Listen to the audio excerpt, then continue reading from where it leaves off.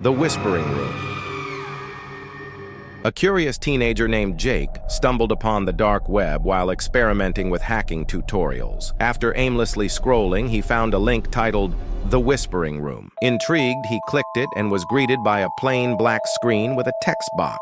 The instructions were simple. Type a question, and the whisperer will respond. Skeptical but curious, Jake typed, "Who are you?" Moments later, a reply appeared. "I am someone who knows you." He laughed it off and typed, "Prove it." What followed sent shivers down his spine. The whisperer replied with his full name, address, and details about his family that weren't publicly available. Panicking, Jake turned off his computer, unplugged it, and tried to calm down. But the horror didn't end there. That night, he received an anonymous text. "You shouldn't have left. Now I'm coming to whisper in person." Police found no evidence of a break-in, but Jake swore he heard soft whispers in his room every night until he moved out. The Red Room Auction.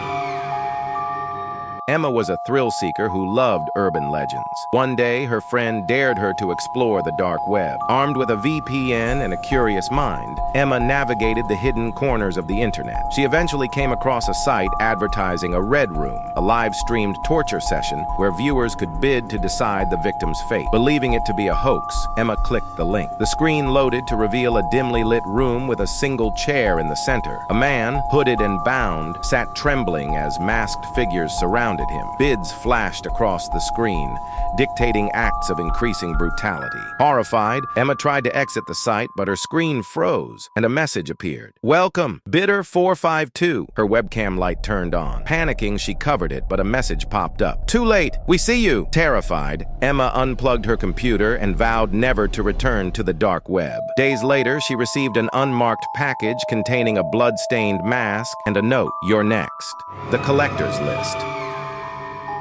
David was a tech enthusiast who believed he could outsmart any system. One night, while browsing the dark web, he discovered a forum discussing the Collector. According to the users, the Collector was a shadowy figure who kept a database of people's fears and used them to torment his victims. Curious, David followed a link to a site requiring him to answer a questionnaire about his greatest fears. Thinking it was just a prank, he listed his fear of drowning, heights, and clowns. The site crashed shortly after, and David thought nothing of it. 2 weeks later, he woke up strapped to a chair in a dark room. The air reeked of chlorine, and water steadily rose around him. A speaker crackled to life, playing distorted carnival music, while a clown emerged from the shadows, its painted face twisted in a grotesque smile. David screamed as the water reached his chin. The police later found his empty apartment with the words, "Fear becomes reality," scrawled on the wall.